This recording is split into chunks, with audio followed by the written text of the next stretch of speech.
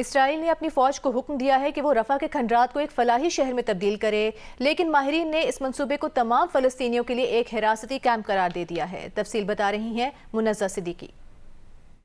اسرائیل نے غزہ کے فلسطینیوں کے لیے ویسا ہی حراستی مرکز بنانے کا فیصلہ کیا ہے جیسے دوسری عالمی جنگ سے پہلے نازی جرمنی نے یہودیوں کے لیے بنائے تھے۔ اسرائیلی وزیر دفاع اسرائیل کاٹز کے پیش کردہ منصوبے کے تحت غزہ کے تمام فلسطینیوں کو رفح کے کھنڈرات پر قائم کنسنٹریشن طرز کے شہر میں منتقل کیا جائے گا۔ کاٹز نے اسرائیلی صحافیوں کو بریفنگ میں بتایا کہ فلسطینیوں کو کیمپ میں داخل ہونے سے پہلے سیکیورٹی اسکریننگ سے گزرنا ہوگا اور ایک بار اندر جانے کے بعد انہیں باہر جانے کی اجازت نہیں دی جائے گی۔ اسرائیلی افواج اس کیمپ کے ارد گرد کا کنٹرول سنبھالیں گی اور ابتدائی طور پر 6 لاکھ فلسطینیوں کو اس علاقے میں منتقل کیا جائے گا۔ آخری مرحلے میں غزہ کی پوری آبادی کو اسی علاقے میں بھر دیا جائے گا۔ جب سے امریکی صدر ڈونلڈ ٹرمپ نے سال کے آغاز میں یہ تجویز دی کہ بڑی تعداد میں فلسطینیوں کو غزہ سے نکال دینا چاہیے تاکہ اس پٹی کو صاف کیا جا سکے، تب سے وزیر اعظم نیتن یاہو سمیت بیشتر اسرائیلی سیاستدان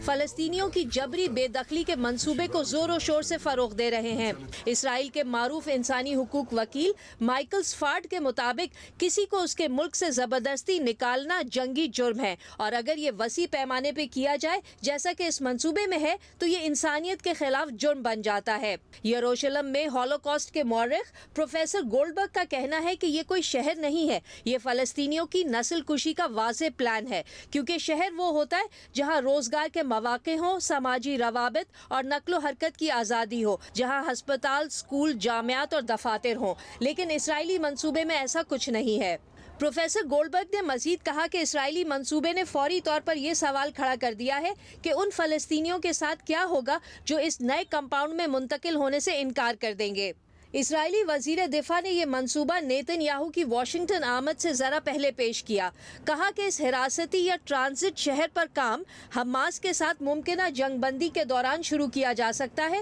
اور نیتن یاہو ایسے ممالک کی تلاش میں ہیں جو فلسطینیوں کو اپنانے پر آمادہ ہوں۔ مغربی خبر رساں ایجنسی نے اپنی رپورٹ میں بتایا ہے کہ $2 ارب کے حراستی کیمپوں کی تعمیر کا پلان غزہ ہیومینیٹیرین فاؤنڈیشن نے ٹرمپ انتظامیہ کو پیش کیا تھا، وہی فاؤنڈیشن جسے غزہ میں خوراک کی تقسیم کا ٹھیکہ دیا گیا ہے اور جس کے خلاف بھوک سے نڈھال نہتے فلسطینیوں پر اندھی فائرنگ کر کے انہیں مارنے کے متعدد واقعات سامنے آ چکے ہیں۔